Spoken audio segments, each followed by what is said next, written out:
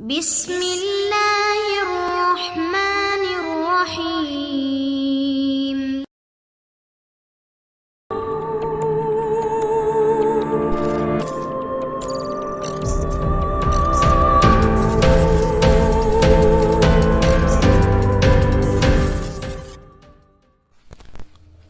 السلام علیکم دوستو، Imran series novel Juliana top action by Mazhar claim MA۔ اگر آپ نے ابھی تک ہمارے چینل جاسوسی دنیا کو سبسکرائب نہیں کیا تو سبسکرائب کریں اور بیل آئیکن پر کلک کیجیے۔ اگر ہم جولیا کو نہ پہچان سکیں گے تو جولیا تو ہمیں پہچان سکتی ہے، صفدر نے کہا تو عمران ایک بار پھر چونک پڑا۔ او ہاں، اس کا تو مجھے خیال ہی نہ آیا تھا، عمران نے الجھے ہوئے لہجے میں کہا۔ واقعی عمران کو یوں محسوس ہو رہا تھا جیسے اس کا ذہن معاف ہو کر رہ گیا ہو۔ عمران صاحب، آخر آپ اس قدر الجھ کیوں گئے ہیں؟ اس سے بھی زیادہ خطرناک حالات پہلے پیش آتے رہے ہیں، اور پھر جولیا کوئی عام لڑکی نہیں ہے، وہ ہر قسم کے حالات سے نمٹنا خوب جانتی ہے، صفدر نے بڑے سنجیدہ لہجے میں کہا، اور عمران مسکرا دیا۔ صفدر کے اس فکر نے واقعی اس کے ذہن کو جھنجھوڑ دیا تھا، اور اسے اچانک محسوس ہونے لگا جیسے اس کے ذہن کی رکی ہوئی گراریاں خود بخود چل پڑی ہوں۔ اوکے صفدر، واقعی مجھے اس قدر نہیں الجھنا چاہیے تھا۔ دیکھو، تم باہر مت جاؤ کیونکہ بلو ایگل والے تمہیں جانتے ہیں، البتہ نعمانی کو بھیجا جا سکتا ہے۔ نعمانی، تم ریلوے اسٹیشن پہ چلے جاؤ، جولیا لازماً وہیں پہنچے گی۔ جولیا نے تمہیں دیکھ لیا تو مسئلہ حل ہو جائے گا، عمران نے کہا، اور نعمانی نے سر ہلا دیا۔ میں گیٹ تک تمہارے ساتھ چلتا ہوں، صفدر نے نعمانی سے کہا، اور پھر وہ دونوں باہر کی طرف مڑ گئے۔ چند لمحوں بعد آپریشن تھیٹر کا دروازہ کھلا اور ڈاکٹر باہر آ گیا۔ کیا ہوا ڈاکٹر؟ نیویارک نے جو دروازے کے قریب ہی کھڑا تھا بڑے بے چین لہجے میں کہا۔ انہیں زہریلے سانپ نے کاٹ لیا تھا لیکن یہ بچ گئی ہیں۔ یہ ٹابو سانپ تھا جس کے زہر کا مکمل اثر 8 گھنٹوں بعد ہوتا ہے۔ بہرحال مریضہ ہوش میں آ گئی ہیں، آپ چند منٹ بعد اس سے مل سکتے ہیں، ڈاکٹر نے کہا، اور نیویارک کا چہرہ کھل اٹھا۔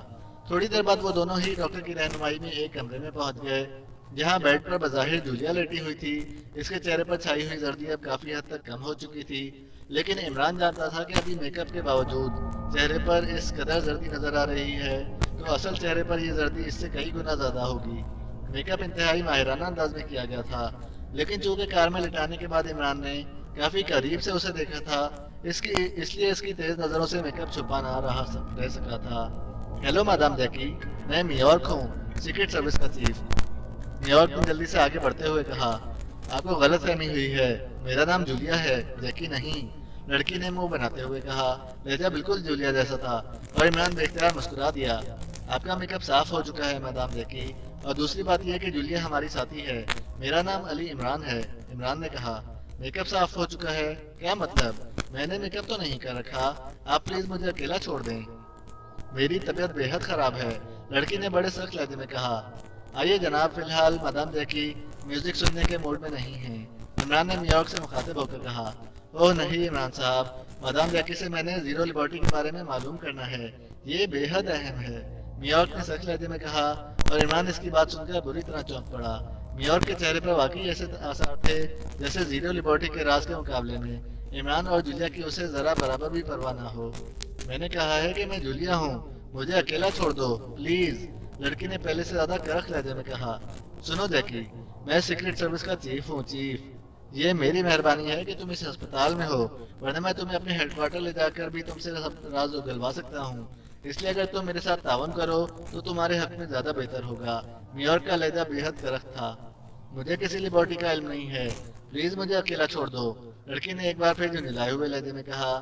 نیویارک، تمہیں راز چاہیے، مل جائیں گے، اب مادام جیکی کہیں جا تو نہیں سکتی، آؤ میرے ساتھ، میں تمہیں راز حاصل کرنے کی ترکیب بتاتا ہوں، عمران نے نیویارک کے بازو پر ہاتھ رکھتے ہوئے کہا۔ سوری عمران، یہ میرے ملک کے لیے اہم مسئلہ ہے، تمہارا شکریہ کہ تم نے اس راز تک پہنچنے میں میری مدد کی، اب تم جا سکتے ہو ڈاکٹر، نیویارک نے سخت لہجے میں جواب دیا، اور پھر وہ پاس کھڑے ڈاکٹر سے مخاطب ہو گیا۔ یس سر، ڈاکٹر نے مدبانہ لہجے میں کہا۔ ظاہر ہے سیکرٹ سروس کے چیف کے سامنے اسے مؤدب ہونا ہی تھا۔ اس لڑکی کو میں ہیڈ کوارٹر لے جانا چاہتا ہوں، اس کے انتظامات کرو۔ نیویارک کا لہجہ بے حد سخت تھا اور عمران ہاٹ پیچھے خاموش کھڑا تھا، اس کا چہرہ بتا رہا تھا کہ نیویارک کے اس رویے نے اسے خاصا مشتعل کر دیا ہے۔ جناب، یہ لڑکی اب ٹھیک ہے، ہم نے اس کے خون سے زہر کے اثرات واش کر دیے ہیں، صرف کمزوری ہے، اور کچھ نہیں، اس لیے آپ اسے جس طرح چاہیں لے جا سکتے ہیں، یہ آسانی سے چل پھر سکے گی۔ ڈاکٹر نے جواب دیا، اوکے، اٹھو لڑکی، تم اپنے آپ کو گرفتار سمجھو۔ نیویارک نے یکلخت جیب سے ریوالور نکالتے ہوئے کہا۔ اس کے ساتھ ہی وہ ڈاکٹر کی طرف مڑ گیا۔ ڈاکٹر، باہر جا کر میرے ساتھیوں کو بلا لائیں، نیویارک نے ڈاکٹر سے مخاطب ہو کر کہا، اور ڈاکٹر سر ہلاتا ہوا باہر کی طرف لپک گیا۔ نیویارک، آخر اتنی جلدی کیا ہے؟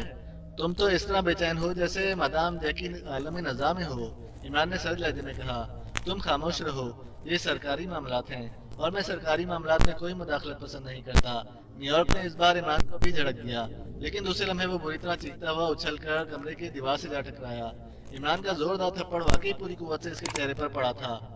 ریوالور اس کے ہاتھ سے نکل کر دور جا گرا تھا۔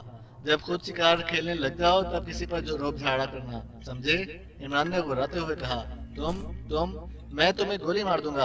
میں تمہیں دوست سمجھ کر تمہارا لحاظ کر رہا تھا اور تم میرے راستے میں آ رہے ہو۔ نیویارک نے گال پر ہاتھ رکھ کر اٹھتے ہوئے انتہائی خونخوار لہجے میں کہا۔ اسی لمحے دروازہ کھلا اور ڈاکٹر اندر داخل ہوا۔ جناب، باہر تو صرف آپ کی کار موجود ہے اور کوئی آدمی موجود نہیں ہے۔ ڈاکٹر نے حیرت سے ماحول کو دیکھتے ہوئے کہا، آپ باہر جائیں۔ عمران نے ڈاکٹر سے مخاطب ہو کر کہا، اس کے لہجے میں تحکمانہ پن تھا۔ ٹھہرو ڈاکٹر، تم یہاں رکو، اس لڑکی کو باہر نہ نکلنے دینا، میں فون کر کے ابھی آدمی منگواتا ہوں۔ اور عمران، تم بھی اپنے آپ کو گرفتار سمجھو، نیویارک نے حلق کے بل چیختے ہوئے کہا، اور پھر تیزی سے دوڑتا ہوا دروازے کی طرف بڑھ گیا۔ چلو اٹھو جیکی، اس کا تو دماغ خراب ہو گیا ہے۔ عمران نے نیویارک کے باہر نکلتے ہی مدام جیکی سے مخاطب ہو کر کہا، جو بوکھلاہٹ میں بستر پر ہی اٹھ کر بیٹھ گئی تھی۔ اس کی آنکھوں سے خوف کے شدید آثار نمایاں تھے۔ آپ انہیں نہیں لے جا سکتے جناب، جب تک، ڈاکٹر نے احتجاج کرتے ہوئے کہا۔ آپ ڈاکٹر ہیں، اس لیے آپ کے پیشے کے تقدس کا خیال کرتے ہوئے میں آخری بار کہہ رہا ہوں، آپ خاموش رہیں، ورنہ، عمران نے ایسے گراتے ہوئے لہجے میں کہا کہ ڈاکٹر بری طرح سہم کر رہ گیا اور مجھ سے کچھ نہ بول سکا۔ چلو جیکی، عمران نے جیکی کی طرف بڑھاتے ہوئے کہا، اور جیکی اچھل کر بستر سے نیچے اتر آئی۔ عمران نے آگے بڑھ کر جیکی کا بازو پکڑا اور پھر اسے دوڑاتا ہوا دروازے سے باہر نکل آیا۔ آگے ایک راہداری تھی۔ ابھی عمران اور مدام جیکی دونوں ایک راہداری میں ہی تھے کہ موڑ سے نیویارک دوڑتا ہوا آیا۔ رک جاؤ، تم نہیں جا سکتے، نیویارک نے ان دونوں کو دوڑتے ہوئے دیکھ کر چیختے ہوئے کہا۔ اگر تم میں ہمت ہے روکنے کی تو روک کر دیکھو، عمران نے گراتے ہوئے کہا۔ میں تمہیں گولی مار دوں گا، نیویارک نے حلق کے بل چیختے ہوئے کہا، اور اس کے ساتھ ہی اس نے اچھل کر عمران پر حملہ کر دیا۔ لیکن دوسرے لمحے وہ چیختا ہوا فضا میں اچھلا اور پھر ایک دھماکے سے پشت کے بل فرش پر گرا اور بری طرح تڑپنے لگا۔ وہ اٹھنے کی کوشش کرتا لیکن پھر نیچے گر پڑتا۔ اس نے اپنے دونوں ہاتھ اپنی کمر پر رکھے ہوئے تھے۔ اس کے چہرے پر شدید تکلیف کے آثار نمایاں تھے۔ ڈاکٹر، اس کا علاج کرو، ریڑھ کی ہڈی کا چھٹا مورا ایڈجسٹ کر دینا۔ عمران نے مڑ کر کمرے کے دروازے کے باہر کھڑے ڈاکٹر سے مخاطب ہو کر کہا، اور پھر جیکی کو ساتھ لیے وہ دوڑتا ہوا مین گیٹ سے باہر آ گیا جہاں نیویارک کی کار کھڑی تھی۔ اسی لمحے صفدر مین گیٹ سے اندر داخل ہوا اور عمران اور جیکی کو کار کی طرف بڑھتے دیکھ کر ادھر ہی آ گیا۔ کیا ہوا عمران صاحب؟ سب ٹھیک ہے، آؤ بیٹھو، جلدی کرو۔ عمران نے کار کا اوپری دروازہ کھول کر جیکی کو اندر دھکیلتے ہوئے جواب دیا اور پھر خود تیزی سے ڈرائیونگ سیٹ پر بیٹھ گیا۔ صفدر بجلی کی تیزی سے سائڈ سیٹ پر آ بیٹھا۔ عمران نے گیٹ کی طرف کار بڑھا دی۔ وہ نیویارک صاحب؟ صفدر نے حیرت بھرے انداز میں ادھر ادھر دیکھتے ہوئے کہا۔ ان کا ساؤنڈ سسٹم خراب ہو گیا ہے، عمران نے کہا، اور کار ہسپتال سے باہر نکال کر تیزی سے دائیں طرف کو مڑ گیا۔ نعمانی چلا گیا ہے؟ عمران نے پوچھا۔ ہاں، میں نے نیویارک کی دوسری کار میں اسے بھیج دیا ہے، لیکن اگر اسے جولیا مل گئی تو وہ اسے ہسپتال لے آئے گا، مگر آپ تو یہاں سے جا رہے ہیں۔ صفدر نے جلدی سے جواب دیا۔ اوہ، جلدی سے اسے کال کرو اور کہو کہ اگر جولیا مل جائے تو پہلے واچ ٹرانسمیٹر پر جگہ پوچھ لے، فی الحال کوئی جگہ بھی میرے ذہن میں نہیں ہے، عمران نے کہا، اور صفدر نے واچ ٹرانسمیٹر پر نعمانی کو کال کرنا شروع کر دیا۔ اوہ، نعمانی تو کال ریسیو بھی نہیں کر رہا، چند لمحوں بعد صفدر نے تشویش بھرے لہجے میں کہا، اور عمران اس کی بات سن کر بری طرح چونک پڑا۔ کال ریسیو نہیں کر رہا؟ کیوں؟ کہیں جولیا کے ساتھ ہی اس کا ٹکراؤ اس حملہ آور گروپ سے تو نہیں ہو گیا؟ عمران نے چونک کر پوچھا۔ معلوم نہیں، صفدر نے سر ہلاتے ہوئے کہا، اور عمران نے ہونٹ بھیجتے ہوئے کار کا رخ ایک چوک سے دائیں طرف جانے والی سڑک کی طرف موڑ دیا۔ یہ سڑک ریلوے اسٹیشن کی طرف جاتی تھی اور چوک پر ہی ایک بہت بڑا اشارتی بورڈ نصب تھا جس پر ریلوے اسٹیشن کو جانے والی سڑک کی سمت درج تھی۔ مادام جیکی، اب تمہیں یقین آ گیا ہوگا کہ ہم جولیا کے ساتھی ہیں اور جولیا تمہارے میک اپ میں ہے۔ اس کی جان شدید خطرے میں ہے، لیکن مسئلہ یہ ہے کہ ہم نے اب تک تمہاری اصل شکل نہیں دیکھی، اس لیے ہم جولیا کو تمہارے میک اپ میں پہچان نہیں سکتے۔ کیا تم خود ہی اپنا حلیہ بتاؤ گی؟ عمران نے بیک میرر میں پیچھے بیٹھی مادام جیکی سے جو جولیا کے میک اپ میں تھی دیکھتے ہوئے کہا۔ حلیہ کیا؟ میں اپنا فوٹو تمہیں دکھا دیتی ہوں، مادام جیکی نے سر ہلاتے ہوئے کہا، اور پھر اس نے اپنے گلے کے اندر ہاتھ ڈالا اور ایک جھٹکے سے واپس کھینچا تو اس کے ہاتھ میں باریک زنجیر کے ساتھ منسلک ایک لاکٹ موجود تھا۔ زنجیر شاید کافی لمبی تھی، اس لیے لاکٹ گلے میں نہ ہونے کی وجہ سے نظر نہ آ سکتا تھا۔ مادام جیکی نے لاکٹ کو درمیان سے کھولا اور اسے عمران کی طرف بڑھا دیا۔ لاکٹ کے اندر ایک تصویر موجود تھی جو ظاہر ہے مادام جیکی کی ہوگی۔ عمران نے ایک نظر لاکٹ کو دیکھا اور پھر اسے صفدر کی طرف بڑھا دیا۔ صفدر نے بھی ایک نظر دیکھ کر لاکٹ واپس مادام جیکی کی طرف بڑھا دیا۔ شکریہ، اب ہم تمہیں آسانی سے پہچان لیں گے، عمران نے مسکراتے ہوئے کہا، اور صفدر بھی اس فکر پر مسکرا دیا۔ اب اس عمران تھوڑا ہی آگے گیا تھا کہ اس نے سڑک پر لوگوں کا ہجوم اکٹھا دیکھا۔ لوگ ایک ٹیکسی کو گھیرے ہوئے تھے۔ عمران نے دور سے ہی چیک کر لیا کہ ٹیکسی کا ایکسیڈنٹ ہو چکا ہے۔ وہ سڑک کی سائڈ پر موجود ایک فیکٹری کی پختہ دیوار سے ٹکرا کر رک گئی تھی۔ عمران نے کار اس کے قریب جا کر روکی اور پھر نیچے اتر کر دوڑتا ہوا ہجوم کی طرف بڑھ گیا، لیکن ہجوم کو چیر کر جب وہ ٹیکسی کے قریب پہنچا تو اس کا ذہن بھگ سے اڑ گیا۔ ٹیکسی کے ادھ کھلے دروازے سے مادام جیکی کے میک اپ میں جولیا کی لاش صاف نظر آ رہی تھی، بالکل وہی شکل جو اس نے مادام جیکی کے لاکٹ میں دیکھی تھی۔ سیکشن 3 کی پرانی سی عمارت کے ایک کمرے میں چارلز اور اینتھونی بڑے مطمئن انداز میں کرسیوں پر بیٹھے ہوئے تھے اور ان دونوں کے چہروں پر کامیابی کی مسکراہٹ جگمگا رہی تھی۔ اسی لمحے دروازہ کھلا اور کورو ہاتھ میں ایک لانگ رینج ٹرانسمیٹر لیے اندر داخل ہوا۔ میں نے اس پر چیف باس کی فریکوینسی ایڈجسٹ کر دی ہے، آپ بات کر لیں، کورو نے ٹرانسمیٹر سامنے موجود میز پر رکھتے ہوئے کہا، اور چارلز سر ہلاتے ہوئے اس پر جھک گیا۔ اس نے ٹرانسمیٹر کا بٹن آن کیا تو ٹرانسمیٹر سے ٹوں ٹوں کی آوازیں نکلنے لگیں اور اس پر موجود بلب تیزی سے جلنے بجھنے لگا۔ ہیلو ہیلو T30 کالنگ باس، اوور، چارلز نے بار بار یہ فکرہ کہنا شروع کر دیا۔ یس T1 اٹینڈنگ یو، اوور۔ چند لمحوں بعد ہی چیف باس کی آواز سنائی دی۔ اس کے ساتھ ہی جلتا بجھتا ہوا بلب مسلسل جلنے بجھنے لگا۔ باس، مشن مکمل ہو گیا ہے، مادام جیکی کو گولی مار دی گئی ہے، اوور، چارلز نے کہا۔ تفصیلی رپورٹ دو، اوور۔ باس، مادام جیکی اور دوسری لڑکی جولیا ہیڈ کوارٹر سے نکل کر ایک ٹیکسی کے ذریعے ریڈ ایرو جا رہی تھیں کہ ہمیں اطلاع مل گئی۔ ہم فوراً ان کی طرف روانہ ہو گئے، لیکن اس وقت تک وہ ایک ہائی وے سائڈ ریسٹورنٹ میں پہنچ چکی تھیں۔ ٹیکسی ہمیں ریسٹوران کے باہر کھڑی نظر آ گئی تھی، لیکن ریسٹوران میں صرف مادام جیکی بیٹھی ہوئی تھی، اس کے ساتھی لڑکی موجود نہ تھی۔ لیکن چونکہ ہمارے لیے اہم مادام جیکی ہی تھی، اس لیے ہم نے اس پر فائر کھول دیا، لیکن وہاں موجود پولیس شیرف اور دوسرے پولیس افسران آڑے آ گئے۔ یہ لوگ تو ہلاک ہو گئے، لیکن ان کی وجہ سے مادام جیکی کو فرار ہونے کا موقع مل گیا۔ وہ اچانک ریسٹوران سے غائب ہو گئی۔ ہم اسے تلاش کرتے رہے، لیکن اس کا کہیں پتہ نہ چلا۔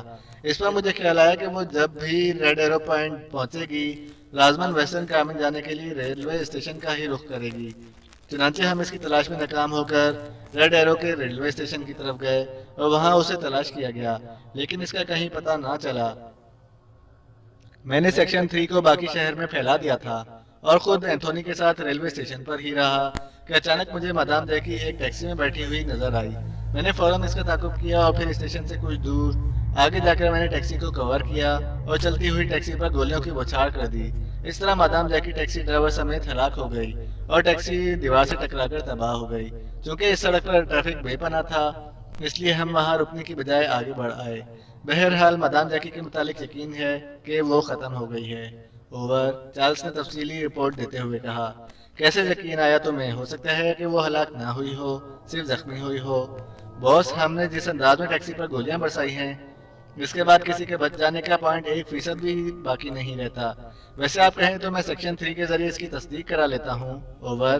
ہاں، تصدیق بے حد ضروری ہے، فوراً تصدیق کر کے مجھے رپورٹ دو، over and all, chief boss نے کہا، اور اس کے ساتھ ہی رابطہ ختم ہو گیا۔ چارلز نے ایک طویل سانس لیتے ہوئے ٹرانسمیٹر آف کر دیا۔ کورو، تم کسی آدمی کو بھیج کر تصدیق کر لو تاکہ چیف باس کو پوری طرح یقین آ جائے، چارلز نے مسکراتے ہوئے کورو سے کہا۔ ٹھیک ہے، میں ابھی معلوم کرا لیتا ہوں، کورو نے سر ہلاتے ہوئے کہا اور ٹرانسمیٹر اٹھا کر وہ دروازے کی طرف بڑھ گیا۔ ویسے ہم تصدیق کے لیے رک تو سکتے تھے وہاں، اینتھونی نے کہا۔ نہیں، اس طرح ہماری مکمل نشاندہی ہو جاتی۔ ویسے تصدیق کی ضرورت ہی نہیں ہے، چارلز نے منہ بناتے ہوئے کہا۔ اب کیا پروگرام ہے؟ یہ مشن تو ختم ہوا، اینتھونی نے موضوع بدلتے ہوئے کہا۔ پروگرام کیا ہونا ہے؟ اب نئے مشن تک چھٹیاں۔ میرا تو پروگرام اس بار سینڈ بیچ جانے کا ہے، وہاں آج کل بڑا شاندار میلہ لگا ہوا ہے، اگر تم ساتھ دو تو میری طرف سے دعوت سمجھو۔ چارلز نے ہنستے ہوئے کہا۔ اوہ شکریہ، ضرور چلوں گا، میں تو خود ایسے خوبصورت میلوں کا شوقین ہوں۔ انتھونی نے بھی ہنستے ہوئے کہا اور چارلز نے سر ہلا دیا، اور پھر وہ دونوں اس میلے کے بارے میں گفتگو میں مصروف ہو گئے۔ تھوڑی دیر بعد دروازہ ایک دھماکے سے کھلا اور کورو تقریباً بھاگنے کے سے انداز میں اندر داخل ہوا۔ اس کے چہرے پر شدید پریشانی کے آثار نمایاں تھے۔ کیا ہوا کورو؟ چارلز نے بری طرح چونکتے ہوئے پوچھا۔ اوہ باس، انتہائی تشویشناک خبر ہے، مادام دیکی تو زندہ ہے، کورو نے تیز لہجے میں کہا۔